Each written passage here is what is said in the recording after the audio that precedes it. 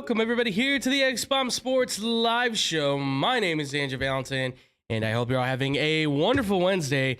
We are coming to you live from the Illinois Media School here in Lombard, Illinois. Again, wherever you are, ladies and gentlemen, day or night. I hope it is just right. And with me, as usual, ladies and gents, he is the man of a million thoughts when it comes to the NFL. I blanked on that one. I apologize, folks. Not starting off on the greatest foot. You didn't look at your calendar this morning, did you? I did not, unfortunately. But he is the man, the myth, the legend, the man who will help me himself, Mr. Drew Gwillem. Drew, how you doing, man? I'm a myth and a legend now? Yes, absolutely. Okay. All right. I don't know. Is that counterintuitive? No, that's how the saying goes. Okay. I mean, it's like have your cake and eat it too. It's like, hey man, let me have whatever cake I want. You know, I never agreed with that. I like brownies better. Yeah. I do too. You know what? I mean, you can tell I like brownies, obviously, and cake. I'm a fan of all sweets, folks. So if you want to send us your brownies, we were just cakes, talking about chocolate chip cookies. We were. We absolutely the only were. cookie. Okay.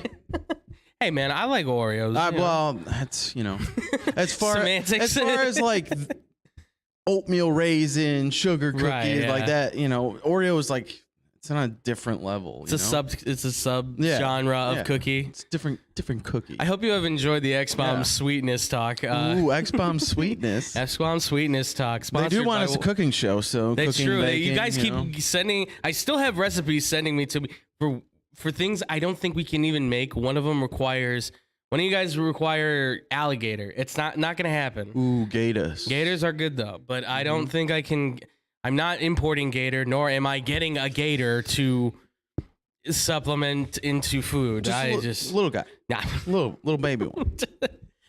Just to run around the table. PETA, it's only a joke. We're not going to eat it. No, it's just going to be our pet. It's going to hang out for a minute. Right, exactly. Well, Drew, we've got a lot to go over, my friend. Are you ready to jump right into this? Let's do it. Let's do this, folks. So we are kicking it off with the NFL, of course, because my goodness, there has been a bunch of news that's been swirling around, but no more so than with what we start with first. The wide receivers of the NFL have really started to take the money into their own hands, I guess you could say. They're really taking the reins on their careers, because if you haven't heard, Deebo Samuel, A.J. Brown, Terry McLaurin are just the three big names right now that have said they are skipping the offseason programs. And the reason for that is because all three of them are looking for, obviously, major contracts because of what they've seen with Devontae Adams and Tyreek Hill and so many other receivers that have just gotten mega deals. And Cooper Kupp is also being thrown into that conversation now, although it sounds like things are going well with him and the Rams. So he will not be holding out, which I get it. They have no cap, so why not? Who cares, right? At that point, he's not going anywhere. No, absolutely not. Unless you're like giving up 5 first-round picks, in which case, yes, the Rams would love those draft picks back, I'm sure, but they don't need any of them. But all three of these guys are sitting out, and obviously, it seems to be certainly for the money situation. I also learned this. I guess all three of their agents are also Denzel Ward's agent, who Denzel Ward just got a massive 5-year, $100 million contract as the highest paid corner in the NFL. But Drew, I'll ask you this. Obviously, we're going to get into more of this detail because obviously we've heard some news now. But with these three wide receivers sitting out, this certainly is starting to turn the receiver market. Where do you see this going from here? Obviously, we've seen the big deals. Do you see these guys getting their contracts? I mean, what are your thoughts? A lot of these owners are going, damn it. Thanks a lot, Miami. Why did you have to do that for Tyreek Hill? Screwed it all Thank up. you, Las Vegas. Why'd you have to do that for Devontae Adams? Because now they're all going to want to get paid. And now that receiver market is set, and it's the highest it's ever been. Absolutely. Okay? At the same time, guys are bigger, stronger, faster than they've ever been before. The talent level has increased year after year. Yes. You see it. Use the eye test. You watch the games. You see these guys playing. You see what guys like Deebo Samuel can do as a wide receiver, playing the running back position and the wide receiver position. Right. Ridiculous. The guy's an awesome player. A.J. Brown, Terry McLaurin, all these guys were drafted. I think A.J. Brown was still a first-round pick, I believe. And A.J. Brown was actually a second-round pick. Okay. Before DK Metcalf, mind you, that too, folks. And DK's another guy that's been talking about possible money. So. Right. So Deebo Samuel was later in the draft. McLaurin was later. All these guys were later in the draft, and they're like, well, we're playing like we should have been drafted in like top 10 or like top 15. So it's time to get paid. Yeah. And since the wide receiver market's been set, like that's what these guys are looking for now. Absolutely. And that's what they're going to get paid by somebody. Yeah.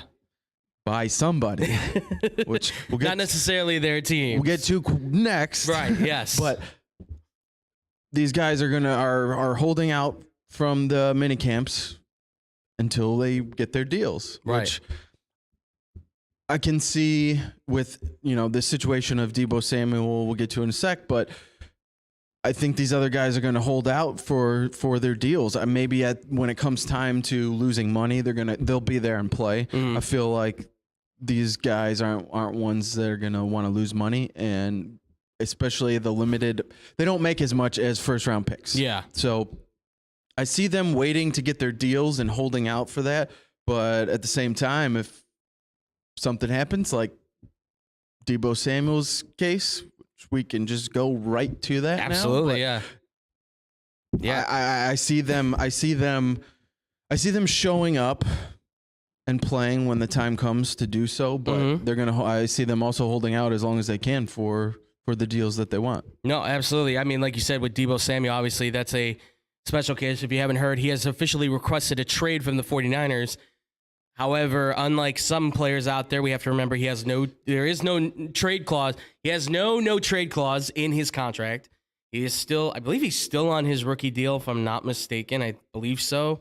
So he is still under team control, which means they can send him basically wherever the best deal is at this point.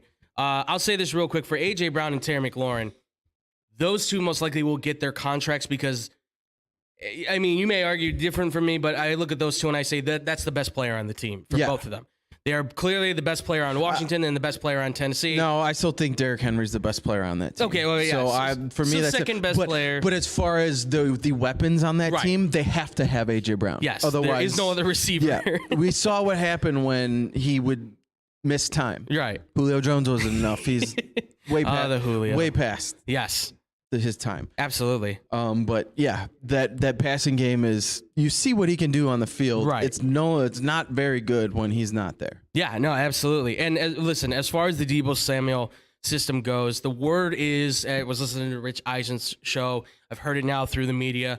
His standing point is that he does not want to be a slash player, right? He doesn't want to do the running back wide receiver thing, because he understands that doing that obviously means that your career has a greater chance of being shortened. Look at how many running backs actually have like strong primes, right?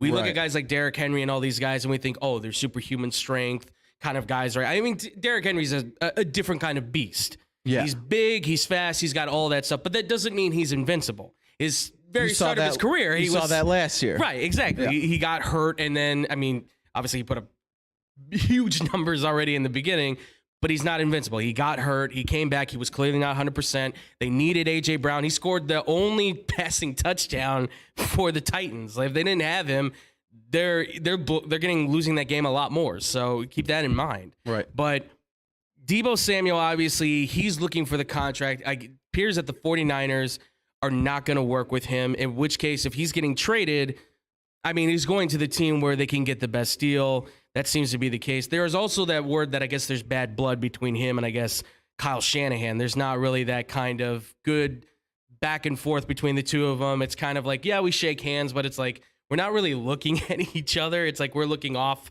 Looking from one past another. You. Right. I'm not looking at you. I'm looking past you. Exactly. So I ask you this, Drew, when it comes to Deebo Samuel, obviously we've seen this year he was truly valuable as a weapon or all the way around, right? As a receiver, as a running back, but he wants to be a receiver.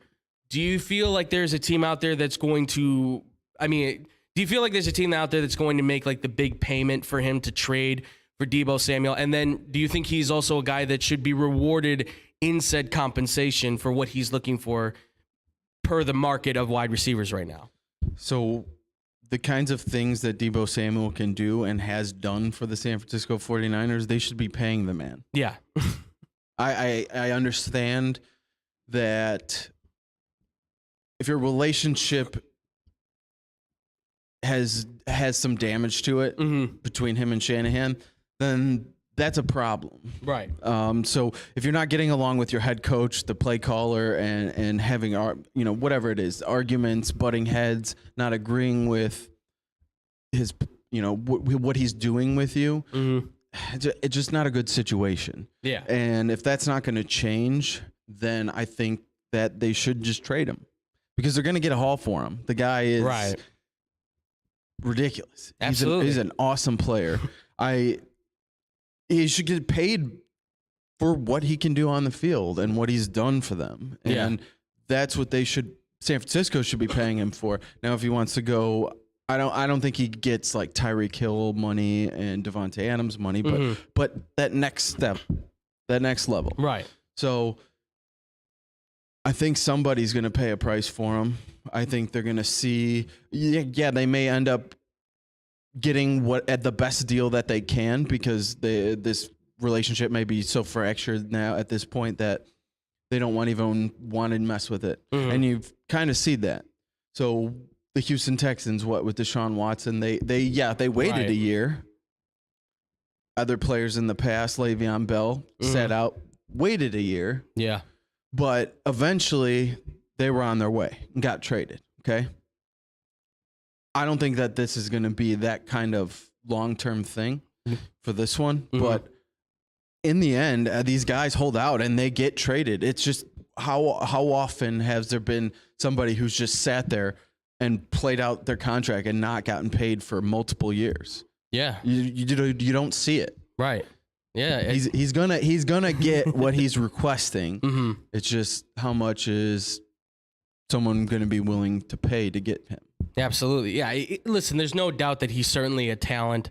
He just made his first Pro Bowl, right? Like you said, he's not going to get what Tyreek and Devontae have gotten, which are clearly multiple Pro Bowl, all-pro players that we've seen be on teams that have gone to the playoffs and been in championships. And listen, if you don't remember, too, Debo kind of had his coming out game in the Super Bowl against the Chiefs. He was really kind of the X factor for that team, if you don't remember. He was huge for Jimmy in that game. So keep that in mind, that he was a big asset even when they went to the Super Bowl. It's just since injuries have been in his way, and obviously they've been trying to figure out, the other wide receiver thing. But this is also kind of, too, with the 49ers, where I look at it and I say, listen, I would totally pay Deebo Samuel, absolutely. I mean, your team is predicated on running the football. It's very clear at this point. That's Kyle Shanahan's offense. That's how he's running things, right? But you still have George Kittle, and you know that George Kittle, I can, Mr. Kittle. Yeah, Mr. Kittle. You know that George Kittle obviously has taken his bumps and bruises, but even this year, he missed 3 games and he still had 900 receiving yards. He still had 6 touchdowns. So if you lose Deebo Samuel, I mean, I'm not saying it's the hardest blow you could ever think of. It's a huge hit, but is it something you're really going to lose sleep over? Probably not, because I guarantee the team that you trade a first-round pick with is the one that you say, okay, then we're just going to use that to go get the next wide receiver, right? Be it Kansas City, or I would probably assume the Jets would probably be very interested in trading a pick for Deebo Samuel. Yeah. So knowing that that's all out there, I mean, we've heard multiple sources, and we'll trust me, Debo, we're going to talk more on Debo here pretty soon too. But with everything we see from this guy, obviously, we know he's super talented. We know he can even run the football very well. He's an athlete through and through. Like you said, goes to the Chiefs. Like, what the hell? I mean, it would be ridiculous, obviously. And I'll lose Tyreek Hill, get Deebo Samuel. Yeah, exactly. But then this is my thing, though, is that now I question, though, like, how much of this is, if it is money, then he's not going to care where he goes, because wherever he goes, he's just going to want to get signed. But if this is about wanting to get on a better team, maybe, then obviously then you will see like a Kansas City or somebody like that pop up. Green Bay would be a little bit hard because they're caps stricken at this point. I'm sure they want to try to throw their hat in the mix with 2 first-round picks, but I feel like that's impossible at this point. Right. Also, forget the Packers. Yeah. Live and Die by Sammy Watkins, Aaron Rodgers. Sorry, Karen Rodgers. Why you got to put that out there? Oh, God. What? It's his funeral. He's got to fall on. Feeling sick to my stomach now. If he goes to Green Bay, I know the Bears are going to suck. It's not going to happen. I guarantee you. They just don't have the cap space, and I don't think they're going to give up the draft picks either. I'm pretty sure they're content with, like, we'll just draft a bunch of guys and he'll make them better, whatever. Sure, bank on that. Mm-hmm. But I'll ask you this too, just for Deebo Samuel's sake. Where do you feel like he would fit best, and where do you actually feel though that he may go? Because obviously, this all kind of comes down to, is he worth the first round pick? I think, or not. Where do you think is his best fit, and where do you think he could go? He fits anywhere. Yeah, okay. He's a number one wide receiver. Every team needs one. Yeah. So he fits on all 32 teams. I don't care what offense you run. Yeah. He fits on all of them. Right. Okay. So anybody who needs a number one wide receiver, Chicago Bears, it's a lot, going to cost a lot. Yes. So they're not going to do it, but that would be awesome. It's a pretty strong investment then at that point. I mean, and it's a great weapon that you're getting. And you're giving your young quarterback a veteran wide receiver who is very good along the line of scrimmage and can be very good for a young quarterback who may not have a lot of time to throw the football. Absolutely. Yeah. So any place like that. As far as where, I mean, who knows? You got to have tons of teams that could use wide receivers. The Ravens need wide receivers. The Chiefs need wide receivers. Green Bay needs wide receivers. The Jets need wide receivers. Yeah. New England needs wide receivers. Yeah. There's a spot. Bill Belichick would love them. Absolutely. Belichick love his gadget, guys. Yeah, there's tons of spots. The Philadelphia. Yeah. They have those first round picks. Mm-hmm. Maybe they do something with that. They need guys. So there's a ton of teams out there that could use them, and who's going to pay? Right, exactly. I'll say this right now. I think the Eagles, absolutely, they're kind of like on my list of like notches, which for an upcoming segment, I wish I would have put them on the list, but instead I put a couple other teams. But it's their whole thing is they're going to have to make some pay cuts. Obviously, they're kind of up in the cap a little bit, but they could easily probably move some money around to be able to make it work. And then Jalen Hurts is off to the races with Devonta Smith, baby. That's a 1-2 punch that you don't want to see. And Dallas Goedert, too. And Miles Sanders, if he can stay healthy. Do obviously. something. Yes, absolutely. Yes, do something. I will say this. This would be a crazy move. I don't think they're going to do it. Because they won't give up the number 1 overall pick. But Jacksonville may pull something out of their back pocket if they could pull that off. I know they just paid Christian Kirk. That's a lot of money, and that also set the market. But considering they still have a lot of cap room they can work with, you readjust some contracts, you give your young rookie quarterback a nice veteran wide receiver. It's the same thing with Chicago. And if the Bears could pull that off, that'd be great. It cost them their second-round picks, no doubt, but it would be great if they could pull that off. Or if it just cost them one of their second-round picks, that would even be better. It took away a third-round pick, fine. We get 1 second-round pick, perfect. We got the receiver. Let's get the O-lineman, or let's get the defensive whatever you need and go from there, right? Yeah, unfortunately, I think they're going to ask for more than that. Probably. Yeah, he's going to be an expensive piece. Yep. They're probably looking for a first-round pick. And to be quite honest, he's a guy that's, I think, warranted that at this point. He certainly plays like a top receiver, and I think he's going to be there for a long time. So, but outside of that, staying in this division, obviously in the NFC West, there's a quarterback that has recently kind of also made his note from when it comes to money, and that is Kyler Murray. Yes, if you haven't heard, Kyler Murray obviously has also made his voice known about not wanting to play for the Cardinals if he's not getting his new contract. Now, this is becoming a common theme when it comes to quarterbacks. They want to get paid early. Obviously, we've seen now Josh Allen, all of these guys are getting paid. It's him and Lamar Jackson right now that are kind of the two guys that everyone's like, well, what's it going to cost for them, right? Lamar and the Baltimore Ravens, we've heard the kind of gone radio silent on this right now. Kyler, they've sent over an offer. They made their offer on what they're looking for. The Cardinals have since kind of said, here's what we're offering, and they're kind of at a stalemate. So, Drew, I'll ask you, obviously, if Kyler Murray is not, right now he says he's not going to attend the voluntary workouts. Obviously, it sounds like he will sit out for the season if he's not going to get his contract. What are your thoughts on that of Kyler sitting out the season with the Cardinals after what they just went through, which was a pretty incredible season, and he had a really pretty stellar season himself? What are your thoughts of him possibly sitting out for the new deal? I think it's kind of stupid of him. I don't think it's a smart move. I get it. You want your contract, but players' contracts are how do I want to word this? Okay. So players get paid. Yes. For what they did in previous seasons. Right. They don't get paid for what you think they're going to do. Yes. They get paid by what have you shown me? What have you done for me lately? Okay. One playoff appearance. And it wasn't very good. Yeah.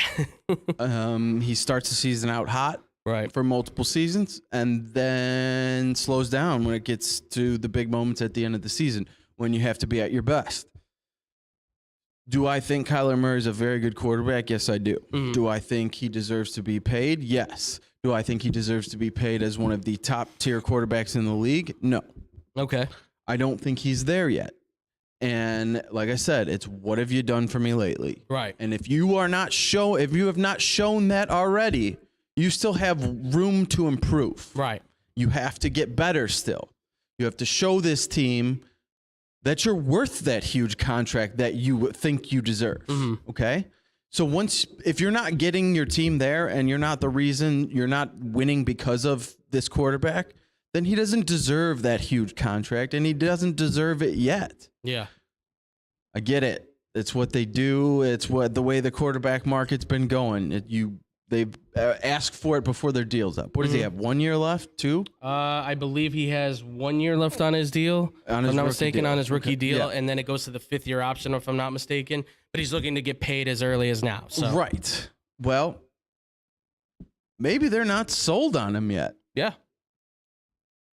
So you can't, if they're not sold on him, you can't pay him. Right. Or you offer him a contract of what you think he's worth yeah, to you.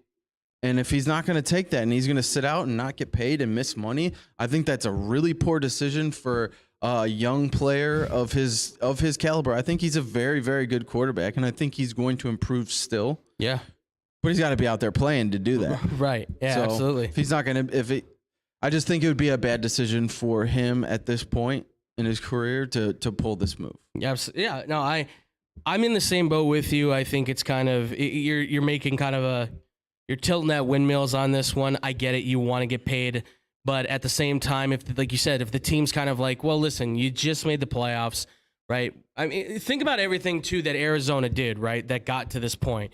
Steve Wilkes was the coach. They fired him because it didn't, obviously they had a terrible season. They get the number 1 pick. They bring in Cliff Kingsbury because he was the one who said, I would take Kyler Murray number 1 overall. They hire him. He knows Kyler since high school. He takes Kyler Murray number 1 overall. They bring him in. Obviously they have shown progress. They've gotten better over the time. You're talking about a 24-year-old quarterback who's already made the Pro Bowl twice, made his first playoff, but like you said, he played terrible. Now, granted, no DeAndre Hopkins, he didn't have all his weapons there. This team is still in the case of trying to build an offensive line and get another, I think, solid receiving option out there for him. Right. So, but if he's a quarterback, like you say, of a top 10 quarterback caliber, he's a guy that then you say, okay, he can go out there and he can create a wide receiver. Like you will see Rondell Moore go from being the slot receiver that he is to suddenly being that solid number 2 guy, right? Yeah, at the same time, they still had Christian Kirk. They still had A.J. Right. Green. They had Zach Ertz at tight end. Come on, if you can't make things happen with those caliber players, Christian Kirk just got paid by Right. the Jags, okay? He should have still been able to make things happen and do enough with Yes. what was there. I mean, and there's some that would argue that Kyler was the reason why Christian Kirk got paid. I saw that a lot. Like, why did he get paid so much money? It's like, well, Kyler kind of helped that because obviously he has the arm to get The down deep to him. ball. Yeah, he's got a great deep ball, and Christian Kirk's probably, I would say, one of the top 15 deep ball receivers out there in the league right now. It helped. Absolutely. He helped. Absolutely. It's tough. I mean, listen, if you're going to sit out, obviously, if you're not going to stay in Arizona, we've heard the rumors we talked about this, the rumors of he's a little bit selfish. He might be a little bit, personality things, very similar to a certain quarterback in Green Bay that we do not really like. Not to said extent, but obviously there's some similarities there, let's just say. Go play baseball then. Yes, exactly. Go play baseball. I mean, you were a first-round pick by a baseball team, so let's keep that in mind. You could have played another sport. But obviously there's the possibility that he could be on the move, and I'll just say this. We'll talk more about that tomorrow, of the possibility of what if Kyler does not want to play for the Cardinals anymore. What if he wants to play for other teams? Well, we'll save that for tomorrow, ladies and gents. Be on the lookout for that. But let's get to another quarterback here really quick, because I want to talk about this because this has certainly become interesting. So if you haven't heard the news, obviously, on this man, Colin Kaepernick, who is somebody we've talked about since our very first show back in 2016. Jeez, feels like a lifetime ago. None of this even existed, folks. If you want to go see that show, jeez, it was something completely different. So Colin Kaepernick obviously threw at the spring game for University of Michigan. I watched it. I thought he looked pretty good. as I thought he did in his last little throwing session he had for the NFL and all that stuff, which obviously we talked a little bit about back when it happened. But Kaepernick has recently come out. He went on Brandon Marshall's I Am an Athlete podcast and said that he is more than willing to take the job of being a backup quarterback in the NFL if that means he can get a chance. He obviously then also stated, too, that he would like to be the backup that got a chance to be a starter. He also made reference to the fact that obviously his business assets, helping with the Nike campaign, that was huge. That was obviously very successful. A lot of things were added into this, but obviously Colin Kaepernick is looking for his chance in. He's saying now that he's willing to be a backup. So, Drew, I ask you this, and I know that there will be some fans that will probably jump all over however people go about this. But no matter what, Colin Kaepernick, do you think that there is a chance he could come back into the NFL? Do you think there's a team out there that will actually give him a shot to be a backup quarterback in the NFL if that is his purpose? I don't really care if anyone jumps all over me about my opinion about it. Okay. Because it's my opinion. So come at me, bro. Okay? I think it is completely wrong that he's been blackballed from the NFL like he has for all this time. He's not the only one that took a knee. He's not the only one that protested like this. He's not the only one, even though he explained it. He met with the Marine and found a better way to go about it. Talked with the military. He's in support of them. He tried to work around, not to make it not look like he was disrespecting the flag. He's protesting injustice as a black man in America, okay? We've seen how things have been. Absolutely. And it hasn't been good. No. Okay? And he's fighting for change. And that's a good thing. Yeah.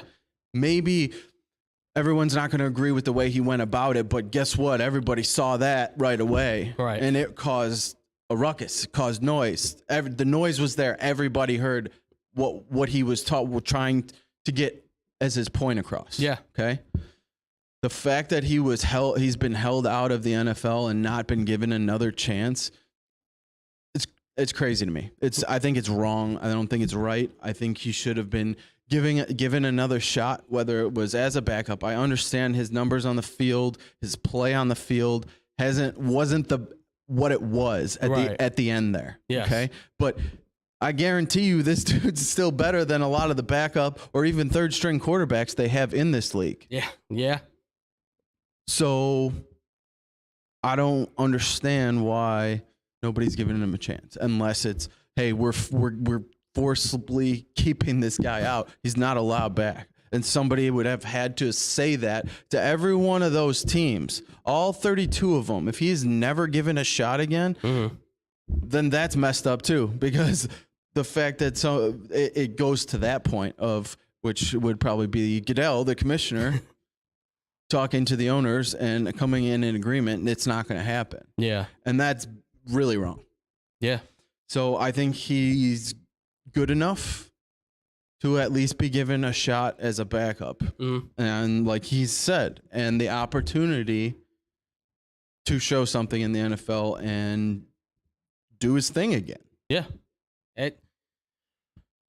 Again, just like Drew said, you want to yell at me, you already know. You already yell at me as it is. Look, when it came down to the Colin Kaepernick situation, like I said, this was the very first subject we ever talked about on this show, was him taking a knee and obviously what was being stressed and how people were reacting to it. And obviously we got a lot of reactions from a lot of you guys who've been around for a long time. Many of you were in support. We understand. Obviously there were some that were not into it. We get it. It's a very controversial thing that was going on. I think you have to understand there were, like we had stressed on that show, and I will stress again, there was the overwhelming message was against police brutality in America, against minorities, particularly against African Americans in this country. It had nothing to do with the flag. It had nothing to do with the national anthem. It was just a moment where you could obviously make a statement like that to try and exact change through a protest, right? Taking a moment like that. And this isn't like the lady that chained herself to the thing in the Timberwolves or glued herself to the thing in the Timberwolves. That was funny. Okay, I use that as you're killing me, Smalls. That was just a weird kind of statement. Also, I don't know. Elmer's glue. Yeah, whatever. That one. Yeah, right. Glue herself to the court. It was just weird. But nevertheless, when it comes to Colin Kaepernick, listen, He's been out of the league now for about 5 years. 2016 was the last time he played. Last time he played well, 16 touchdowns, 4 interceptions. Problem was that the team at that point also was not very good. They went 1-10. Right. So the record reflects the quarterback. Obviously, that becomes an issue, and now he's out of the league. Nobody wants to pick him up. Why? Well, he can't win anymore. He clearly can still play. But they were saying, oh, well, he's a certain system quarterback. He can do that draw, read option kind of thing, all that stuff. And I do say this, and I know there would be some people that will bite on this, and it just is what it is. But I always felt like he started the movement, yes, and maybe he wanted to be more behind the scenes on it, but I always felt like he maybe didn't do more to kind of be at the forefront of it. I know there's going to be some people that maybe will argue that, but I always just felt like he just kind of backed away. But maybe that was his choice. I don't know. I'm not going to argue on that. I'm just saying I always felt like he kind of backed away a little bit from the movement, stayed more in the backside of it. But if that was his choice, then that was his choice. That's okay. I just feel like when you're the leader, you should kind of just stay at the forefront. But I'll say this. He's taken his shots. He's fired back. He's stayed on the cause. He's done a lot to help out communities, a lot of that stuff. And I really, really support the guy no matter what. And I really supported him being a quarterback when he was trying to get back in the league.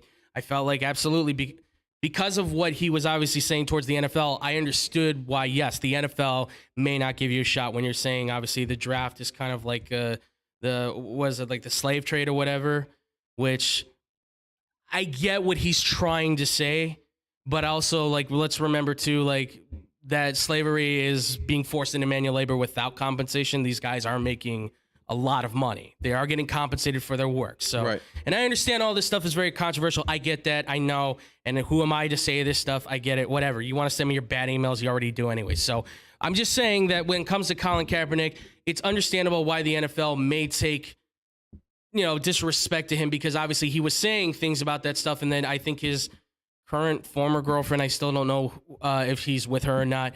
He was going to get signed by the Ravens. She put out a thing that said Steve Buscemi, right? That owns the Ravens, I believe is his name. Yeah. Not so. Buscemi. It's Buscemi, I think it is. She said something to the effect of that he's like a slave owner or something like that. I can't remember, but then obviously they backed off signing him. So there's been opportunities that have been there. And I feel like Seattle, because he's had the big link there with Pete Carroll. Pete Carroll's been one of his huge advocates. I feel like that may be his best place to go to. Not only that, too, but I mean, it's Geno Smith.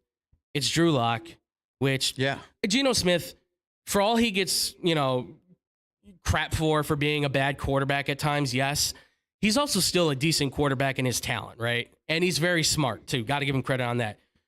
Drew Lock, I don't think has really put in the work, but he's got the talent, of course.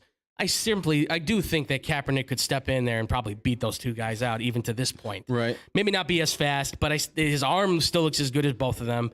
I have to believe with time, at 34 years old, you're pretty mature. And I don't think he's asking to be the franchise quarterback anymore. He's saying the problem that he had beforehand, and I think you may remember this, he was asking for starter money. Yeah. When he was originally looking for a job, he's like, I want to be paid like a franchise quarterback should be. Well, that's not going to happen. You haven't done a lot. You've made one Pro Bowl. You didn't make the Pro Bowl. You only led the Niners to the Super Bowl. Great. But you didn't make a Pro Bowl. That kind of hurts you a little bit.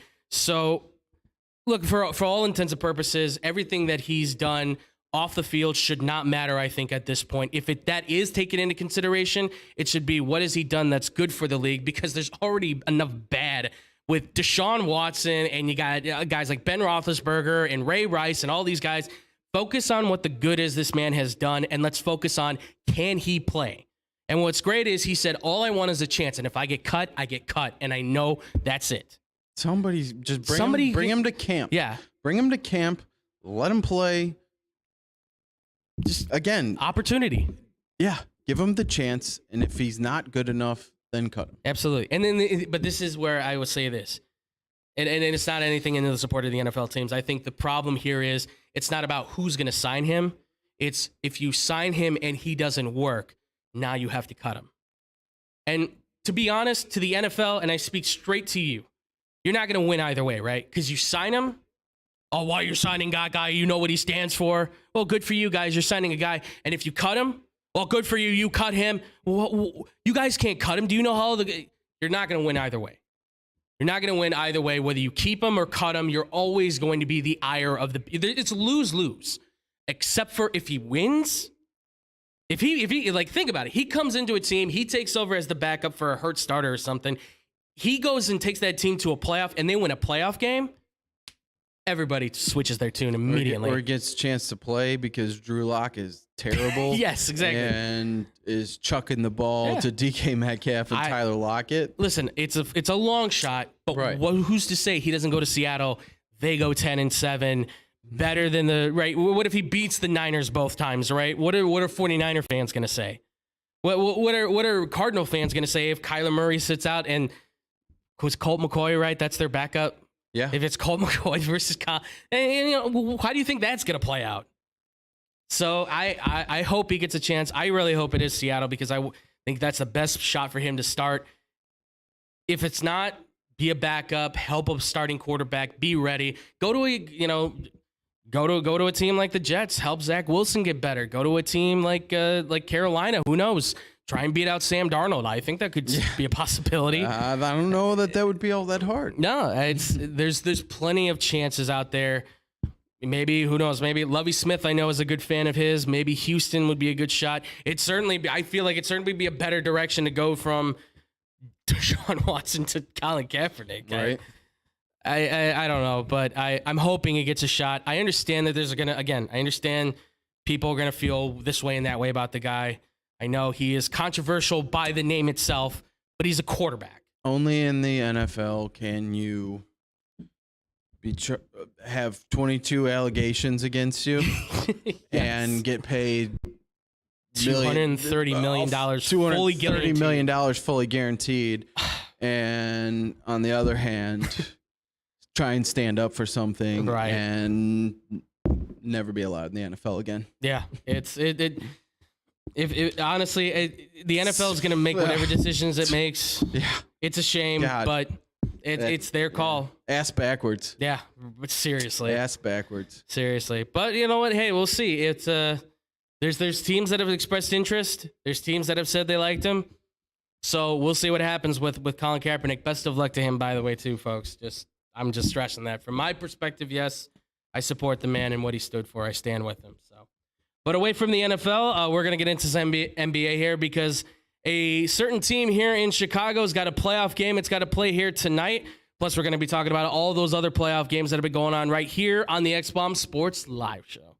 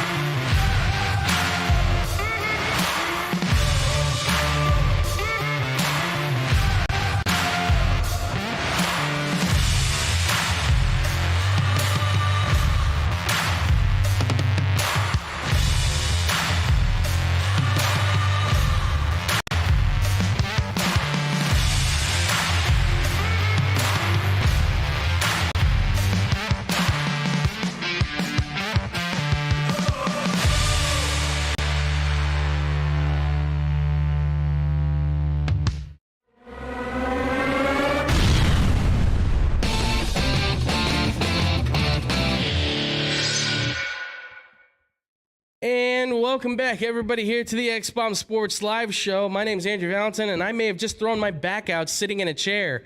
They are very hard and uncomfortable. Yeah, well, I just bent my back backwards to kind of crack it, and all of a sudden something was like, yeah, you got a pain right here, so okay. I may not be able to bend, so we'll see what happens, folks. Just don't move. Yeah, this is what happens when I guess I get old, so... but I'm here with Drew Gwillem. Drew, as always, we just had a great talk for the NFL, and now we move into the NBA. So, you ready to do this, my friend? I suppose. Well, let's, without further ado, let's do this, folks. So, game one of the NBA playoffs for the Chicago Bulls officially went underway. Not exactly the way we thought it was going to go, good and or bad, however you want to look at it. 93-86, the final score.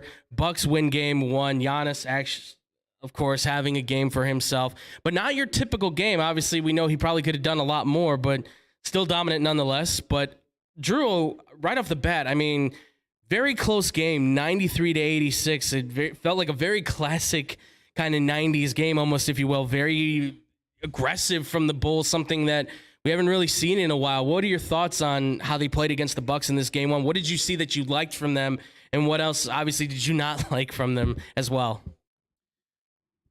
The defensive intensity. They couldn't make shots, which wasn't good.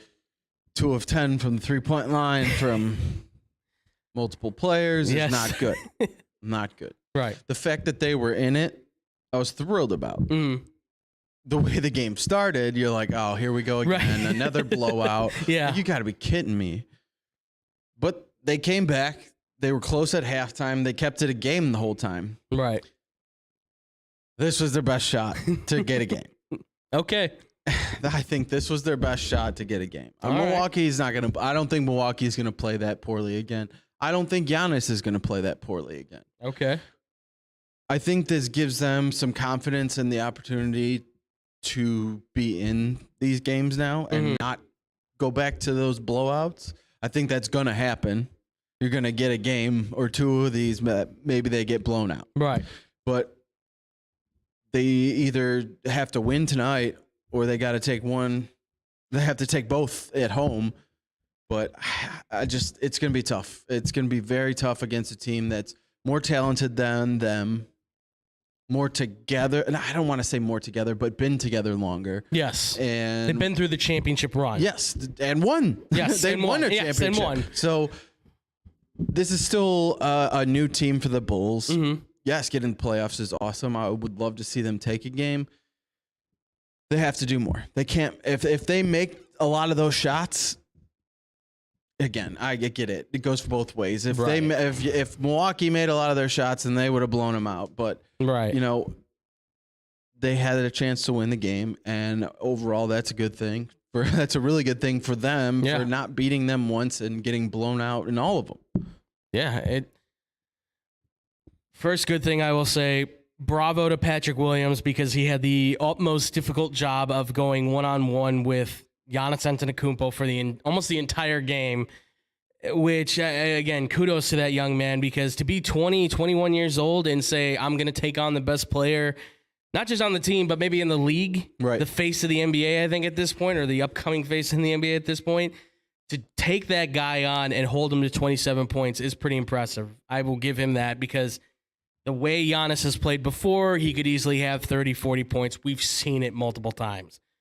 A for effort for Vooch. You tried. You gave a little bit of a defensive look. You at least got in the Brook Lopez's way a couple times. Right.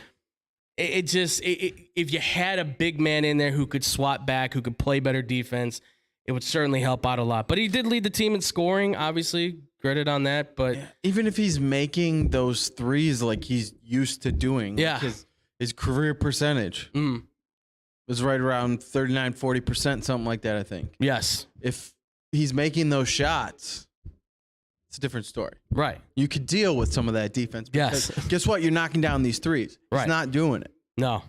He is. So you can't live with the no defense. Yes. Well, he's been struggling with it all season long. And I think a lot of that has to do with, obviously, he's gone from being a free roaming big man who can just kind of roam the court and shoot wherever he wants to, where he could do that in New Orleans, where he's like, I'm the only guy on the team. So now he's like, all right, now you just got to stand near the basket, get rebounds, and try to play defense and score points, get rebounds, put backs, all that stuff.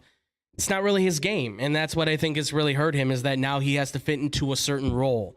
And that's really not been his thing. He's kind of been like, I've got to do everything I can for Orlando to keep us alive and maybe make the playoffs, right? That's always kind of been their thing. So, listen, at the end of the day, for what this team did, again, like I said, props for them being more aggressive. I hope that this is momentum they can use going forward, because I still feel like when they go home in games 3 and 4, those two games will be the opportunity for them to take one. At least take one, maybe two. Maybe two. Maybe you can even the series out, because I don't think they're winning in Milwaukee tonight. And I know we're going to get here soon on that, but it's just, I think games 3 and 4 are where you can see the Bulls certainly find their wins, because they've been winning at home like crazy. And I think being in Milwaukee, the fact that they were able to do this, make the Bucks feel uncomfortable on their home court. It's pretty impressive. I will give it to them on that.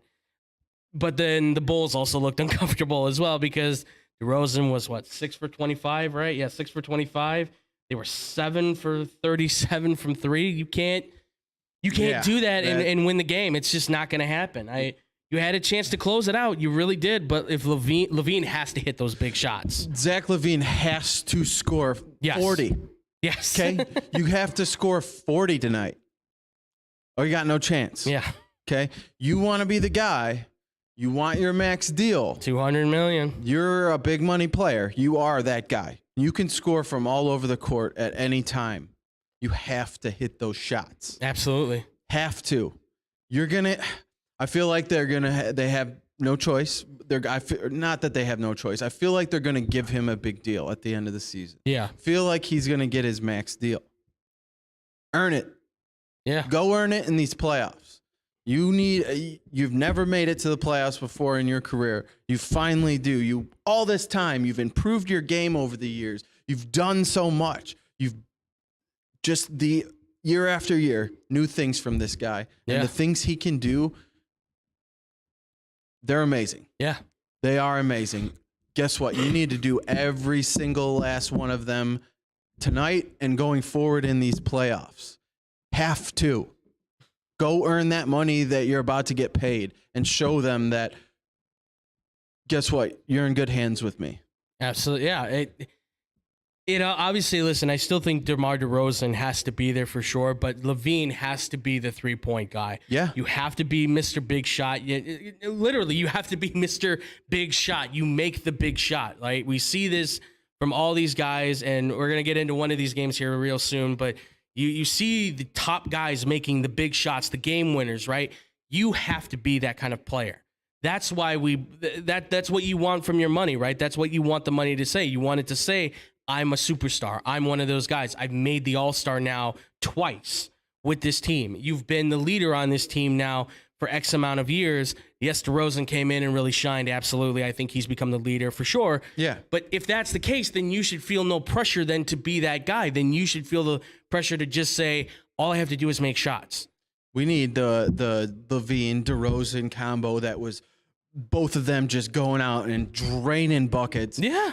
Game after game. And how many, I think they led the league in most, plus 30+ point games together as a combo, even 40-point games. I think they might have even had, did they hit a couple 50s this year? I don't think it was quite there, but definitely multiple times. Both of these guys are hitting over 40 points in a game. Absolutely. Guess what? They were winning. Absolutely. They won those games. Yeah. It's go out and do it tonight, both of you. Absolutely. It's proven. I mean, you saw the first half of the season when they were scoring 25+ points a game combined, or not combined, but when they both had about 50 points plus combined, they were winning every single game across the match, right? The problem, obviously, I think became that everybody's now adjusted to them. They figured out how to shut them down. The whole high pick and roll situation they love to run so much. Obviously, they've now learned how to defend that. But you need to get back into that magical moment where you saw DeRozan's hitting the mid-range, LaVine's hitting the three-point shot. Let Vooch work from the inside. Let him kick out a couple times and hit a three if you need to, and have Patrick Williams and Tristan Thompson work underneath the basket. And then just let Caruso and DeSumo run the point.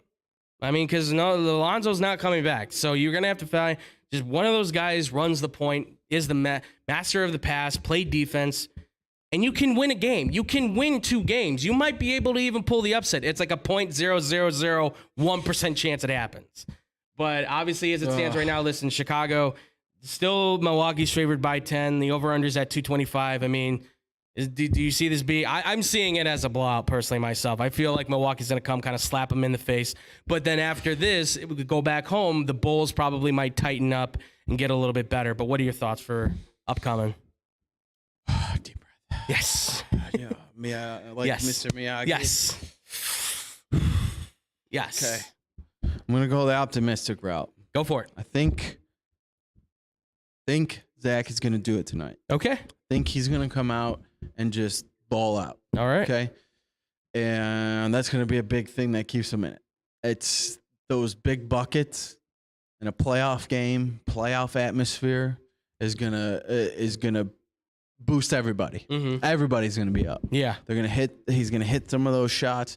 DeRozan, I don't think DeRozan's. I get Milwaukee is a very good defensive team. Yes. I don't think that you're shutting both of them down like they did last game. Yeah.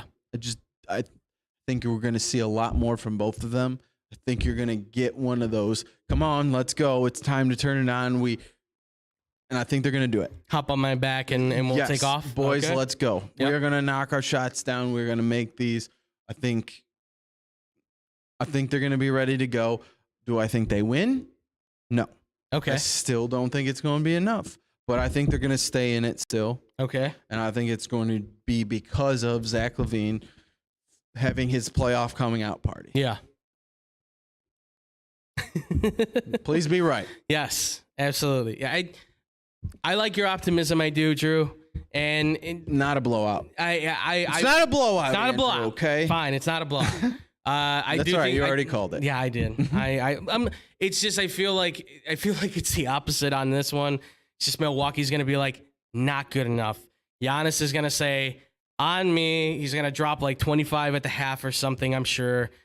I just feel like they're gonna come out supercharged. But then when they go back home to Chicago, that's where I feel like that's where things get turned on. That's when the juice is gonna get like flipped for the Bulls. And now here's the thing. I say blowout, but I say blowout as in like 12, 15 points, right? Which isn't much of a blowout, but it's a blowout, okay? But it's the Bulls still hanging in with them, I would say, till like the third quarter. Then Milwaukee moves away, kind of takes the lead a little bit from them. And then, okay, they go into game 3. You go back home. Hey, we got a little bit of momentum going in game 1. We certainly got our scoring prowess back in game 2. Game 3, game 4, anything can happen, right? And I think that's where the LaVine magical moment happens, or DeRozan maybe has his 40-point game or something like that. I know their focus has certainly been on him, but I feel like there'll be that moment where it's like even when your hand's in his face and he's making that fallback jumper from 30 feet, it's like he can't miss kind of stuff. You know what? I think they almost have a better shot on the road without. Okay. I get it. It's Milwaukee. It's not very far. You're going to get a good showing from Bulls fans too. Right. But you're still not those home court first playoff game court jitters might be a little bit there. You want to win in home, right? And for this the fans, is our home. Yeah. This is our first playoff game at home. Right. Like, yeah, we want to win for the fans. I don't think a lot of that pressure won't be there on the road. Okay, that's a So good way. I think if they were to do it, it might be game 2 at home. Okay. And then at that point, it's kind of too late. Okay. So I think if they're going to do it, it's going to be tonight, and they need to really get after it. Again, Fingers crossed. fingers crossed. Fingers crossed. Yeah, It's going to be tough. It's gonna be tough. Very tough. It's gonna be very Milwaukee's tough. one of the best teams in the league. They won the championship last year. Not much change from their team this year. Yeah, absolutely. If not, they've gotten better. Yes, for sure. So Well, I want to just get into one playoff game. We were going to talk about a slew of others. I just want to talk about one, and it's probably the best series of them all. To this point, at least. I don't know. Memphis and Minnesota look like it might be pretty good, too. But I want to talk about this Nets-Celtics thing. Obviously, I think a great way to start the series off. Looked like the Nets had it, and then you talk about probably a classic Boston Celtic moment, I guess you can say, with a great play from the defensive side of the Celtics. They shut down Kyrie Irving on one side, lob shot from Durant. They take it back. In the last 10 seconds, we found every single player on that Celtics court touch the ball. And it ends with Jaylen Brown just throwing one to Marcus Smart. I thought he was going to take the last shot. Great pump fake. Throws it to Jason Tatum, who's in the midst of spinning around Kyrie Irving. Perfectly cups the ball, spins away. Kyrie plays the laziest defense possible. Which is what he does. Which is what he does. As good as he is on offense, Yep. he's that bad on defense. And just the 1.9 seconds left as he lays it up off the glass to win the game. A classic moment. Celtics take game 1. Obviously, Kyrie had a big night. Obviously, if you don't know either, folks, he got fined $50,000 for giving the bird to the fans. Certainly in the press conference, he was saying things like, it doesn't get to me, it wasn't hostile, blah, blah, blah, all that kind of stuff. But I ask you, Drew, obviously how game 1 had ended, how do you, this being, I would say, the best series probably right now in the first round of the NBA playoffs, I don't know how you feel on it, but I certainly feel like it is the best series right now going. How do you feel like this is going to play out? Do you think that the Boston Celtics can pull this off as a sweep? Do you think that the Nets might still be able to have their comeback moment? Do you think that they actually can upset the Celtics? I mean, what do you think with what we've seen thus far from these two sides after game one? I think it's going to be a battle all the way to the end, but I hope you're right. I really do think this one can go 7. I'm the same. When you have a team like the Celtics playing the way they are, and you have Brooklyn with Kevin Durant, who's arguably the best player in the world. Yeah. And Kyrie, who can score at will and has some of the best handles in the league. Absolutely. And yes, he doesn't play defense. Yeah, none of them. I mean, how much? 39 points is not something you can really kind of snub at. So. Yeah. So that with those two players, you're always going to have a chance. Right. And they have enough around them to make it a 7-game series. Boston's playing so good right now. Yes. They're playing so good. And it's one defensive play away from the Nets winning the game. Right. So with it being like that in Boston, and they came that close. Yes. Yes, they have a chance. Yes, I think it's going to go 7. I couldn't even pick a winner. I don't even know. That's easy for me. I'm taking the Celtics. Yeah, well, for obvious because you reasons. hate Ben Simmons, and if he comes back, I don't hate him. I don't hate him. Okay, I feel that he is a waste of space and talent within the universe because he complains about a back and he can't hit a 3-point shot, and all he can do is pass. And you know what? We're gonna be here for a while. Why don't you, everybody, email the show and let us know if that sounds like hate to you or not? Because is it hate, sounds or like is it hate just to me. disgust on a human level that's on the level of like a cockroach? Yeah, that's disgusting hate right there. Yep. Email us at xbsportsofficial@gmail.com and There you go. let Andrew know. Let me know. How much hate he's showing Ben Simmons. There's a lot of you that say I don't give him enough credit, but I got to be honest. Sometimes I feel like I give him a little bit too much, to be quite honest. Shots fired. Yeah, right. But no, listen. Even if he does play, I mean, I don't think he's going to be. I don't know where he's going to play. Number one, I don't know if he's going to play the point or he's going to play power forward. Power forward probably is where he's going to play at, which he hasn't done since college. So I don't know how he's going to react to going back to that position as a full-time gig. I would assume it's just going to be a defensive role, just stop Jason Tatum, whatever. But Jason Tatum's pretty good right now. Yeah. He's on his best level, I should say. At this point, he's playing his best game. This game just has everything that's perfect for you, right? Because Udoka, who people forget, first-time coach, actually comes from the Brooklyn Nets. So that pairing is right there. I mean, you've got Brad Stevens, who's already not a big fan of Brooklyn as it is. I mean, you've got the colorful, Steve Nash coaching Kevin Durant. And is he really doing a whole lot of coaching? Or is he just kind of there? Well, if you ask Kyrie Irving, it's not like we even have a coach, if we remember correctly from when they hired Steve Nash. Yeah. So... And what did Kevin Durant say? We just want a guy who's going to watch us. Yeah, which, listen, if that's the way you want to go. But all I'm saying is a coach that maybe was actually paying attention would have said, hey, Kyrie, maybe not worry about the fans and worry about, the last 2 layups that were supposed to be on you for playing defense. Yeah. Or how about, if you would have made one more shot, maybe we would have won the game by 2 points instead of, losing it by 1. Just, who knows, right? It could have been a multitude of things. Can't discount the fact, too, that Kyrie and Durant have both won championships before. Yes, absolutely. They know what it takes to get there. They know what it takes to win. Experience is there. They've hit big shots as well in those games.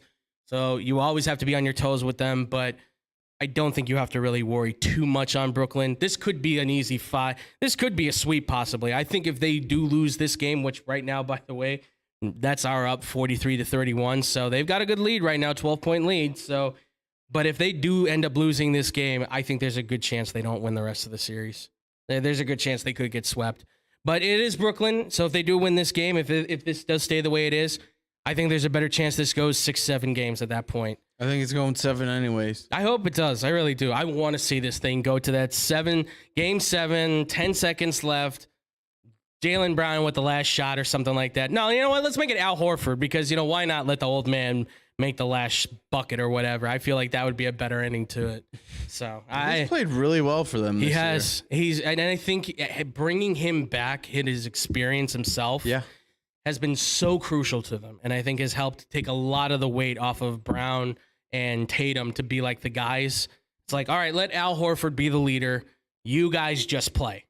And therefore, Levine just learned from that, right? Let DeRozan just be the leader. You just play. Yep. That's all you got to do. And we just know that they won't win because Ben Simmons ain't going to do nothing. All right, I'm done taking shots at him. How are you? Well, for now. For today. Yeah. Maybe tomorrow. But, folks, that's going to do it for the NBA stuff. We will get to the other games as the series continues on.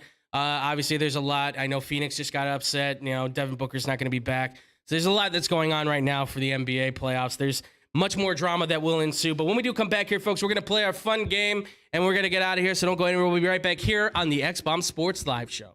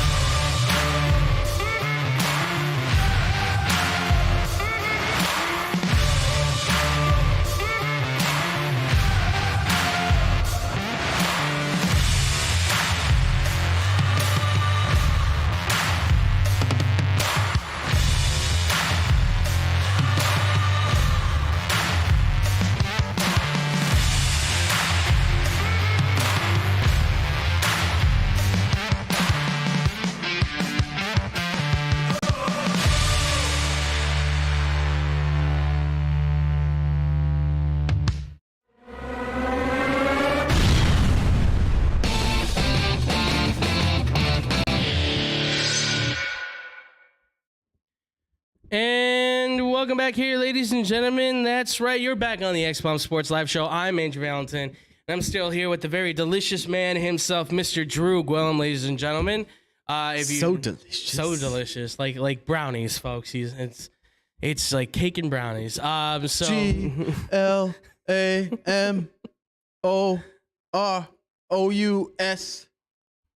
Flying first class. Yeah. There you go. I'm not getting up in the sky. Don't copyright us, please. I think we did bad enough. No, we did great. Yeah, I would say so. Okay. We're entertainment, okay? Absolutely. Quality entertainment. America's Top Talent, we coming for you. That's still a show, right? That show? Something, I don't know. All right. Well, we're on this show right now. And speaking of the show, we got a fun game, and you know what that game is, Drew?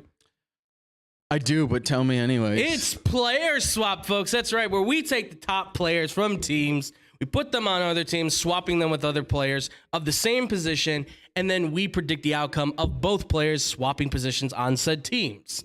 And today's player, folks, is one that we've already spoken about. You know him, you love him. Who could it be? Yeah, it could be a 49er fan. You may hate him at this point, but it is Deebo Samuel, the wide receiver of the San Francisco 49ers. Yes, that's right, folks. Deebo Samuel is our player for the day.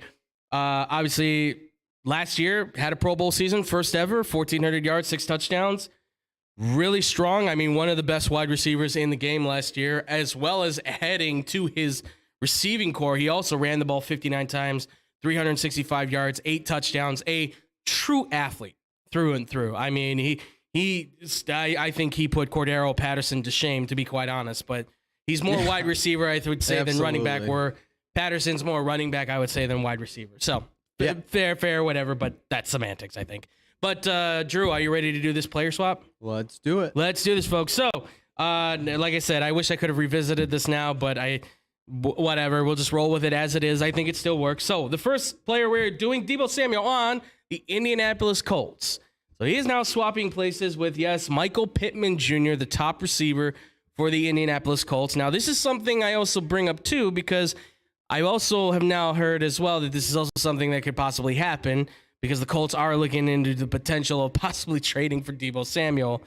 But in consideration of this just being a swap, Michael Pittman Jr. goes to San Francisco, going back home to California. Deebo heading to the Indianapolis Colts. Drew, how do you see this one playing out for Pittman and Samuel? I mean, Pittman's still going to be himself. Okay. I think you're going to get the same numbers, same type of game plan, same type of guy on San Francisco as you have on Indy. Okay. Deebo Samuel, I mean, you're going to do a lot of the same. Again, you're going to do a lot of the same things with the same guy that you're getting, but now with Matt Ryan throwing him the ball, he could be even more explosive. Yes. Deebo Samuel's a better player than Michael Pittman right now. So he's going to improve your team. He's going to make that offense more explosive. Mm-hmm. And definitely open up more things for the run game. Can you imagine Jonathan Taylor and then Deebo Samuel both? I know he doesn't want to play running back, but both of them lined up in the backfield. Yeah, who can both catch footballs and run footballs really well. Absolutely. So that would be scary. That would be very scary. I think it would be a nice piece to add for Matt Ryan to throw to. Mm-hmm.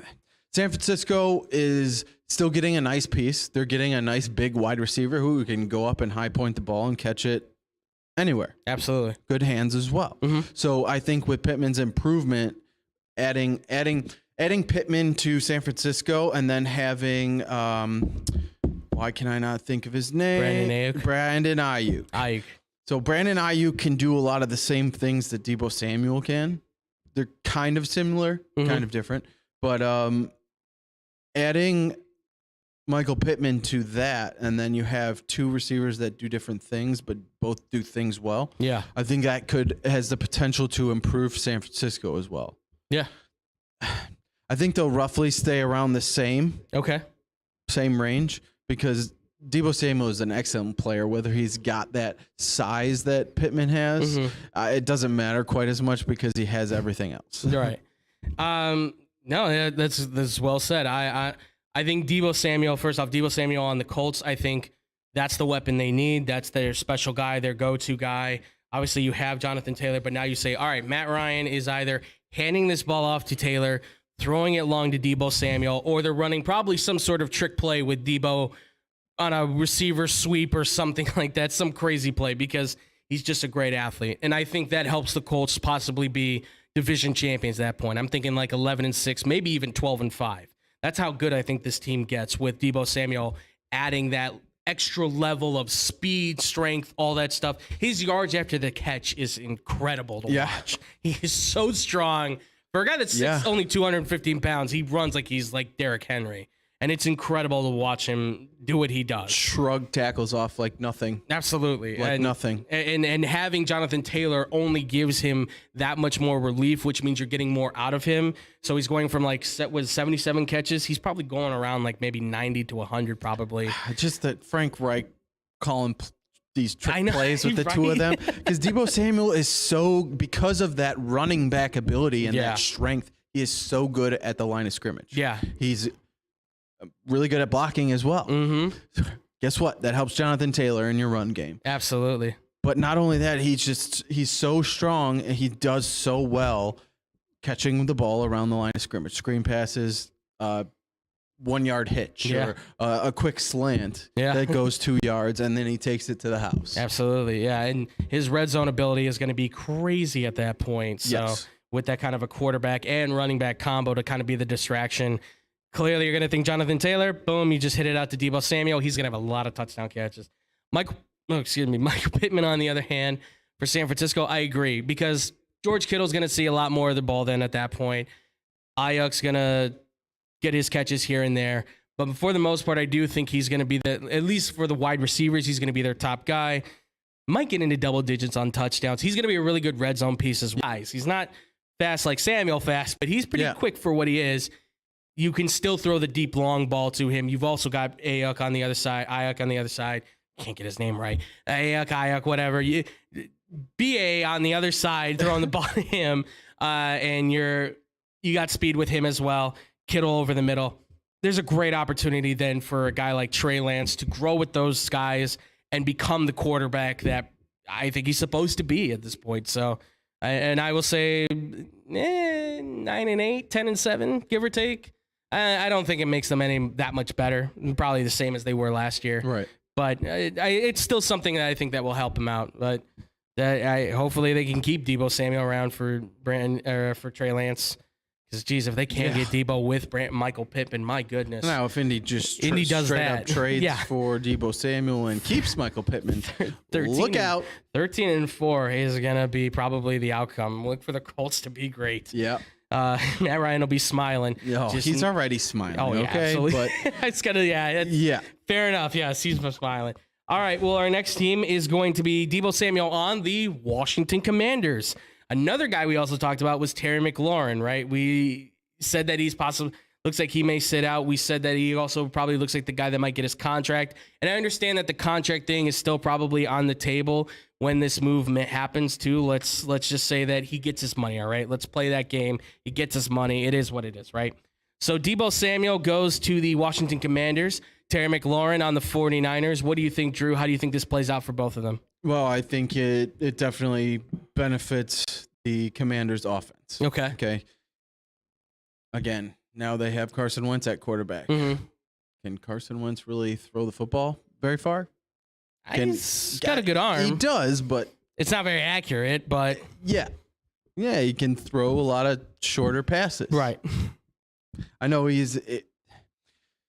Terry McLaurin's a very good player. Mm-hmm. He's a very good receiver. He's going to get paid, but he's not a top tier, not the top tier of wide receivers in the league. I'd say he's that next level. Okay. Still going to make his money. Right. Still getting paid. Still going to benefit both teams. Washington's going to improve. I don't know that it really accounts to more wins, but it's definitely going to improve their offense. Having a player like that, he's a better wide receiver than Terry McLaurin right now. Yeah. So it's going to improve your offense. Having that big tight end too up the middle is good for them. It helps a lot. A running back who can run and catch the ball, and then it's the kind of not really to the indie level, but the things they could do with Antonio Gibson and Deebo Samuel and do some trickery going there, and then have that big tight end and Logan Thomas. It's a good addition. Yeah. I don't think it relates to wins or losses either way. Okay. But now Terry McLaurin on San Francisco, I think San Francisco has. I think they're going to be about the same as well. Okay. Because they still have a deep threat who can run down the field and catch, but he still has Jimmy Garoppolo throwing them those deep balls. Right. So I think McLaurin's more of that deep ball guy. Mm-hmm. So it might be a little bit of a dip on his stats just for the fact that Garoppolo's arm isn't, Heineke really, but yeah, right. It's not too far off. I would say. They're not too far off. Yeah. So Heineke might even have a stronger arm. He's been throwing a pretty good deep ball. I've seen him do it before. Not too bad. Yeah. So again, like around the same, maybe a dip, but I think San Francisco stays about the same as well. Okay. Obviously Debo goes to Washington. Here's the thing. I think the numbers he had last year take a dip. Carson Wentz, I still think he's a decent enough quarterback. I just don't know if he's going to be the same guy. Even last year was not a bad year for him. It ended poorly because obviously he made too many mistakes down the end of the road with the Colts that really cost them chances to be in the playoffs. That last game was horrendous. It's just the eye test. Yeah. You watch him play and you're not impressed. No, yeah, it's like, well, his numbers are the stats are solid, but it's watching him play that just you kind of go, right. There's better options. You could do without. Yeah, listen, I'm not a big fan of Jameis Winston, but if you give me the option between either or, I may go with one over the other. I'm just saying, but yeah. It's a situation where I feel like Samuel will make them good. I feel like they could be 9-8. That's probably where they're going to be at this point.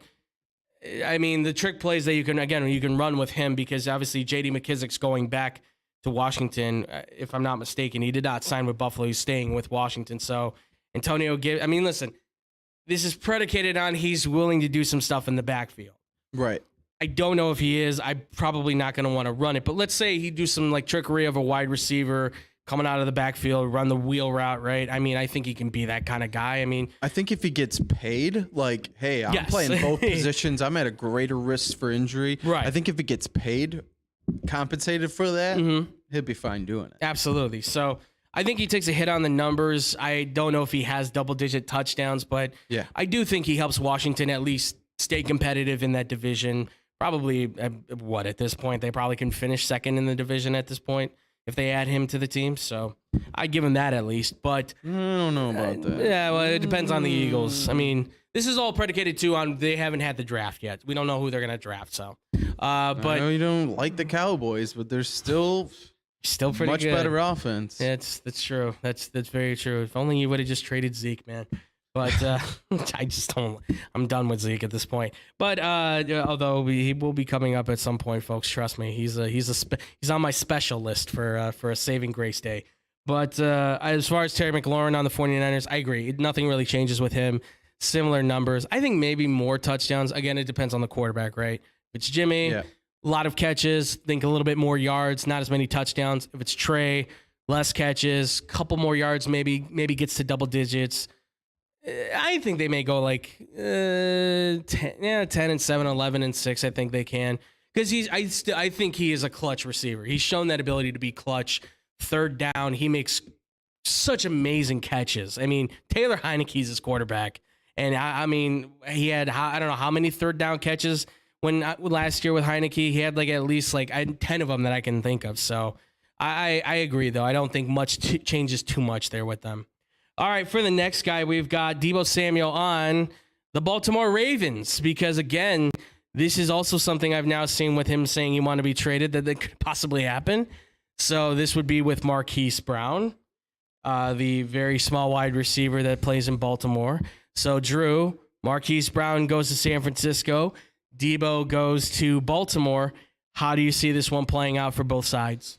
I think Baltimore's offense kind of jumps up to that next level. Really? I think they get even better. Okay. Don't get me wrong. Marquise Brown's a solid player. Yeah. He's not Deebo Samuel. No, he's not. He's small and slender. Mm-hmm. Deebo Samuel is big and strong. Yes.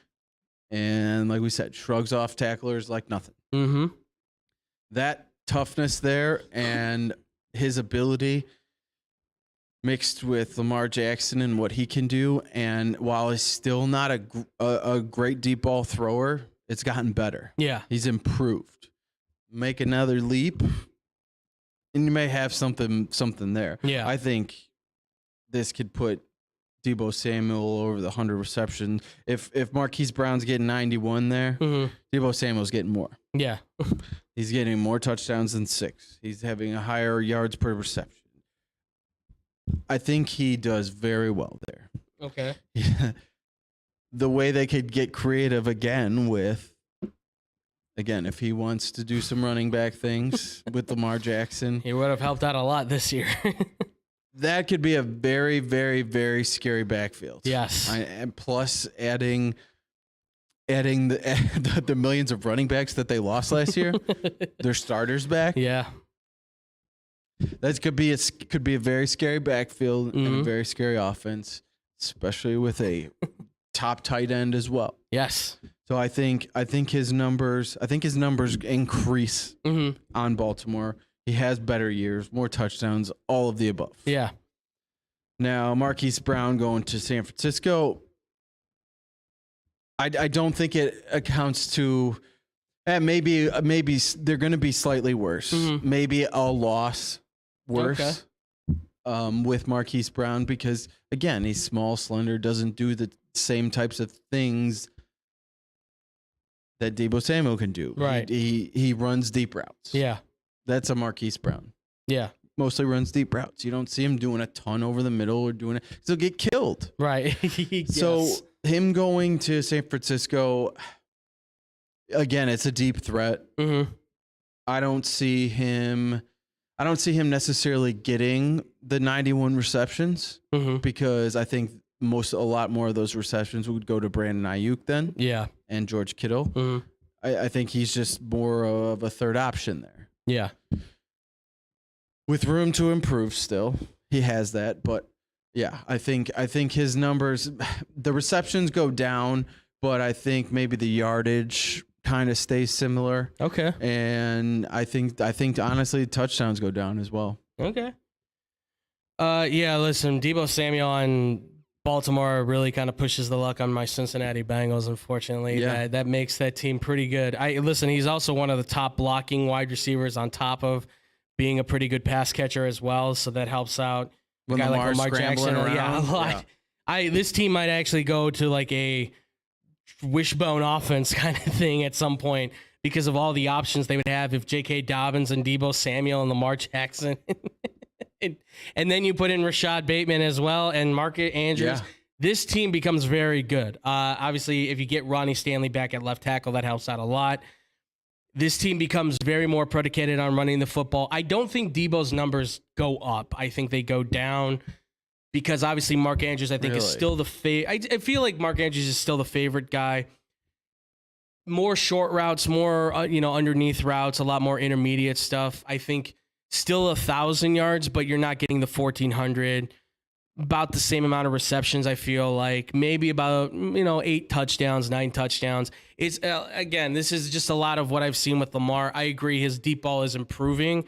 It's just a lot of his deep ball passes are still based on the wide receiver in the first 10 yards beats this man, and he's about 10, 15 yards ahead of him, right? That seems to have always been like Marquis Brown's big thing. If he's not 10 yards in front of the guy, Lamar's not throwing the deep ball. So that's just like my big thing. So I think you can get open more than Marquis Brown. That's true. Deebo Yes, Samuel. Absolutely. So if that does happen, there's a good chance his numbers could go up, but it's still it's Lamar Jackson. I still don't know how accurate he is with that deep ball. I agree he is improving. It's just he's got to take then that massive leap to being I can make every throw quarterback, not just if I can't make that deep ball throw, it's to Mark Andrews or I'm taking off and running because otherwise he's going to get killed.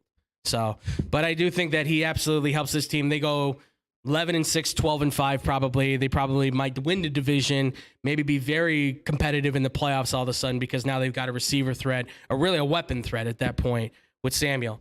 Brown on the 49ers, I think that team's probably 7-10. And I think he maybe has about 600 yards receiving. He's good.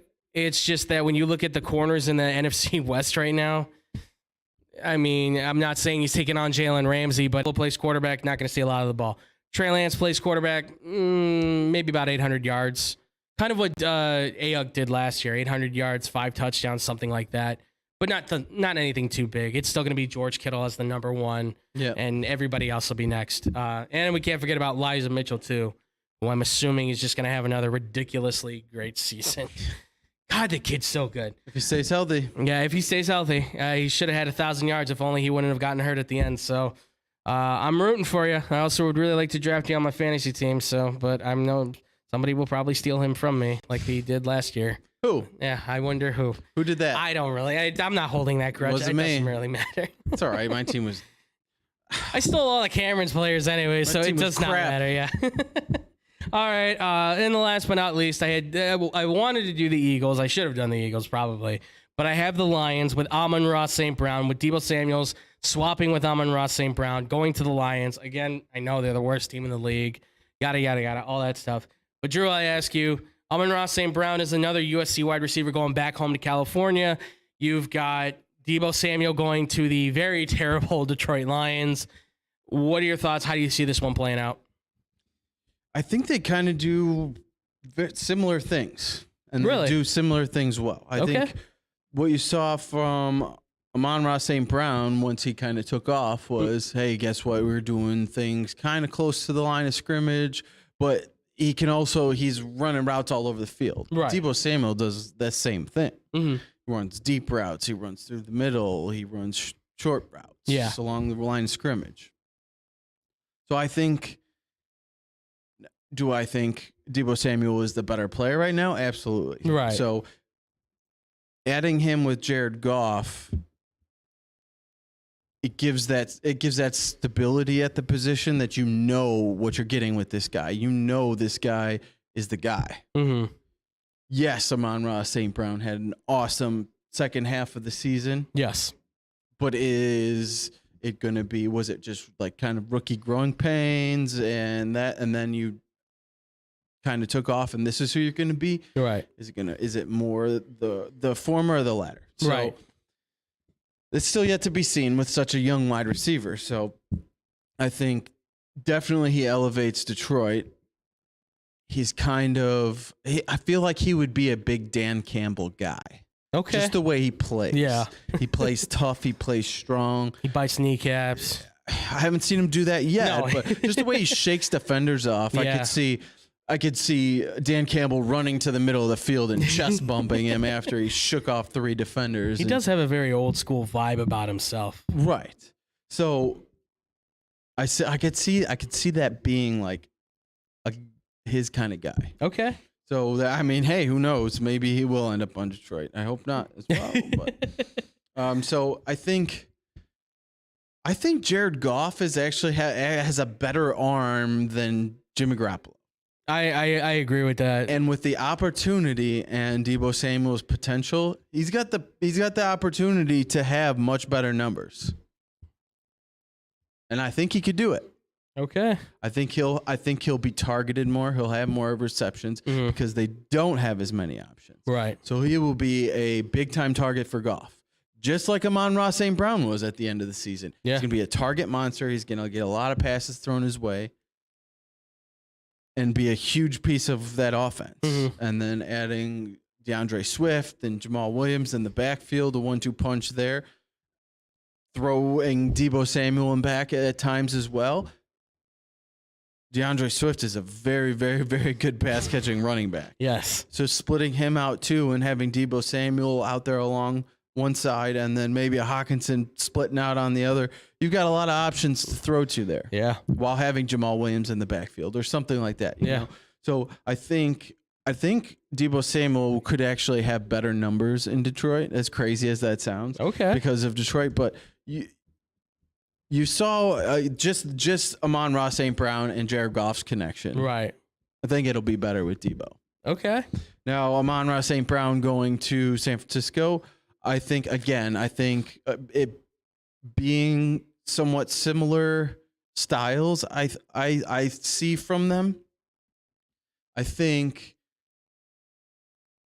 he kind of isn't the guy like he was in Detroit. Right. So I think he's not going to be. He's got the potential to push ahead of Brandon Ayuk. Yeah. But as of going in there as a first-time player into San Francisco, he'd be the third option. Okay. So with that being said, I don't see him getting the 90 receptions. He's got potential to get more yards maybe. Yeah. And improve on that. But I think touchdowns might be somewhere around the same. I don't see him really boosting up in San Francisco, but somewhat similar numbers, maybe lower on the receptions. I actually think this works out for both of them in a big way. I agree with you on the Deebo Samuel to Detroit. I actually think his numbers improve greatly. I'm thinking like 14, 15 touchdown kind of thing. I know that Very sounds well could be. But because he's the lone star option at that point, that will make him. I mean, we're talking like Devontae Adams kind of numbers, folks. Yeah. That's what I'm looking at with him. Goff's numbers improve like it looks like he was back in LA. I think Detroit easily can tack on another 4 or 5 wins from where they were at. They might even be better. They may be an 8-9 team. Because if you're saying everybody's healthy, Deebo Samuel pulls up those numbers. I guarantee you, TJ Hawkinson healthy becomes one of those echelon tight ends, 800, 900 yards, double-digit touchdowns. I don't even know who would be their number 2 option, but I don't even know if they would need one. Swift would have a game. Swift would be incredible coming out of the backfield. The Lions, dare I say, the Lions are actually competitive potentially. Better than the Bears. Yeah, didn't want to say that, but I'll do it. Yeah, I think he helps them get to that level. I think he does make them that much better. He is clear and above than the star player, the best player on that team, and he makes everybody else that much better on the offense. I honestly think so. And I agree. I think he is a guy that Dan Campbell certainly would want on his team. Yeah. That toughness is what he's looking for. And there's nobody, I would say, that's probably tougher than Debo. and especially at the wide receiver spot right now. There's nobody that's tougher than that dude. And as for Amon-Ra, I feel like Amon-Ra St. Brown actually still benefits from this. Now, granted, this again, it depends on the quarterback, right? With Jimmy Garoppolo, it's a lot more short, intermediate routes, but I still feel like he's pretty good underneath. He showed good yards after the catch. He is. His red zone stuff, I think, is where it's really at. I think you see a lot more of that, and that's where he gets 8-9 touchdowns with Jimmy. With Trey, I honestly feel like he can be like a 1,200-yard receiver with 11, 12 touchdowns. And I know that sounds crazy, but you watch his first step. He is so quick. He is. From start to go, his stutter step is amazing. He's able to get up the field fast. He has good yards after the catch. Like you said, he's not that far off from possibly being the next Deebo Samuel. And he was a 5th-round pick, folks. So you imagine one guy's a 2nd-round pick. This guy's a 5th-round pick. So now all of a sudden these late-round pick receivers are going to be valued very highly. So that's helping out a lot, which the depth of talent at wide receiver has been booming. Absolutely. In college. Every kid wants to be a wideout. And just the way the offenses have changed in college as well. Absolutely. It's giving more opportunity for multiple wide receivers to have big time seasons and careers in college. Yeah.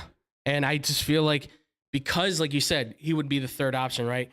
Kittle, main option, obviously. Yeah. Ayuk, I feel like more one-on-ones. Right. He would be viewed as the number 1 wide receiver of the wide receivers, which gives him the one-on-one spots because he's pretty talented. I feel like in year 2, a little bit more growth, great opportunity. He's not a bad blocker either, so you could still get a run game going with Mitchell or whoever you've got back there. At the same time, though, like, I'm not double covering Brandon Ayuk. No, you're not. Maybe Kittle sometimes, but you're putting a linebacker and a safety over him, so it's still, you could put a safety over the top on him and double team him. I know it sounds kind of crazy the way I put it at his numbers and everything, but St. Brown might be the guy you'll double cover out of the group. No, yeah, absolutely. Even being the 3rd option, he could be the best of the bunch. I still feel like he might be the guy that's double cover. What you would want to double cover, right? Yeah, no, that's still a possibility. I mean, listen, Ayuk is a 1st-round pick, but he's done nothing, I think, to this point to warrant him being the number 1 wideout. No. St. Brown, I think, has done a lot to prove as the 5th-round pick that's really accelerated himself at this point to be the guy that you gotta go, okay, this kid may actually be a threat. So we may need to warrant him. Yeah. Take that next step. Absolutely. And I think put a full season together. Yeah. And I think with Jimmy Garoppolo, Trey Lance, 1,000 yards with Jimmy, 9 touchdowns. Trey, I feel, just because you can go over the top more with him, I think you're looking at 1,200 yards, maybe 10, 11 touchdowns. He's going to be great in the red zone, though. Just like Debo is, he's going to be great with the red zone stuff because he sees the field. He sees it differently than other guys, and that's what counts a lot for a receiver, is the eye, your vision. That counts for so much. Seeing the ball, where's the ball at, where's the defender at? There's a lot you have to warrant when it comes to playing that position. So I think there'll be a lot of growing pains with Trey Lance. I think there's going to be a lot of growing pains. Yeah, I mean, again, why do you think they haven't gotten rid of Jimmy yet? Right, exactly. Jimmy's still there because I don't know that they know that Trey Lance is ready yet. Right, exactly. I think we might be seeing a Jimmy Garoppolo could be a battle starting the season for San Francisco. Could be a battle. I mean, listen, this is saying Trey Lance is probably going to be to the level of what you would expect him to be going in as a starter. And as much as they traded for him. Right, exactly. You're talking 3rd overall pick. So you're hoping, and I'm just basing this off of what I saw last year, right? I saw a strong arm. I saw really good athleticism. I saw a guy that I think can be the starter.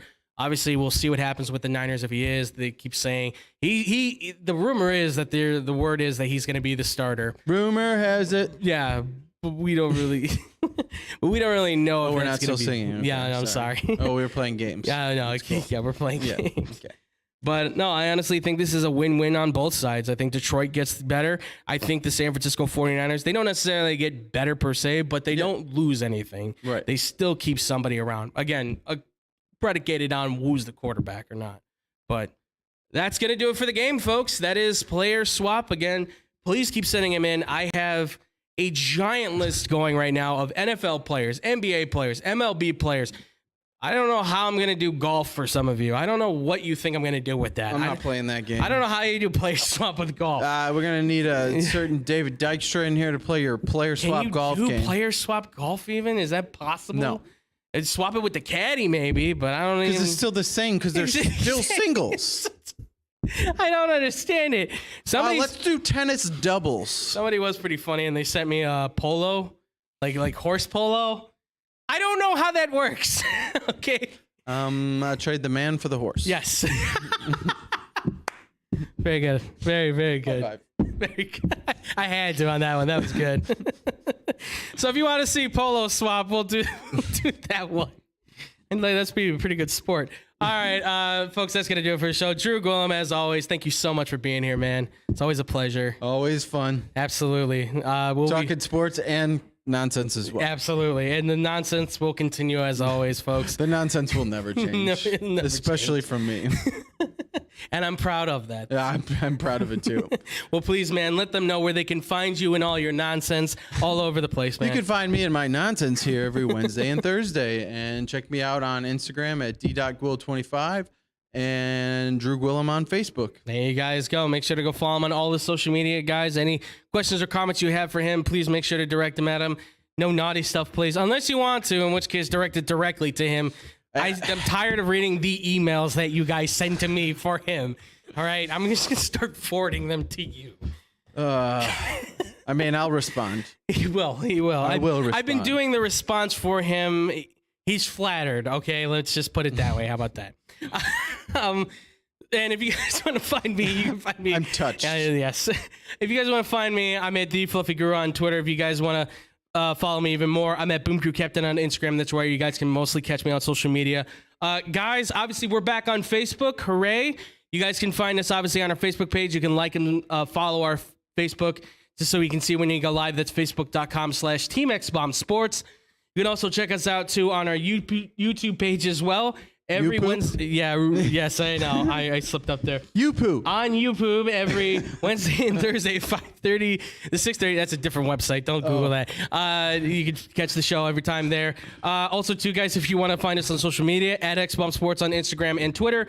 And finally, if you guys want to hit us up on the email, you guys can hit us up at xbsportsofficial@gmail.com. Please keep those questions and comments and everything going, guys. We appreciate it so much. We've got so many podcast things going on right now. I'm not even going to list all of them, but I'll just say really quickly, check out Blow the Whistle on radio. Check us out on the TV side as well.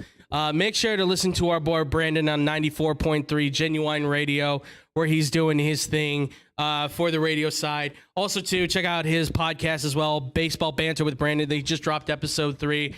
Hannah Brummer's Monday Motivation with Hannah B. Hannah, hope you're feeling well. I know there's a little bit of a bug going around for you, so I hope you're feeling good. But also, too, guys, when she does get back to it, make sure to check her out at 102.3 XLC, the radio side as well.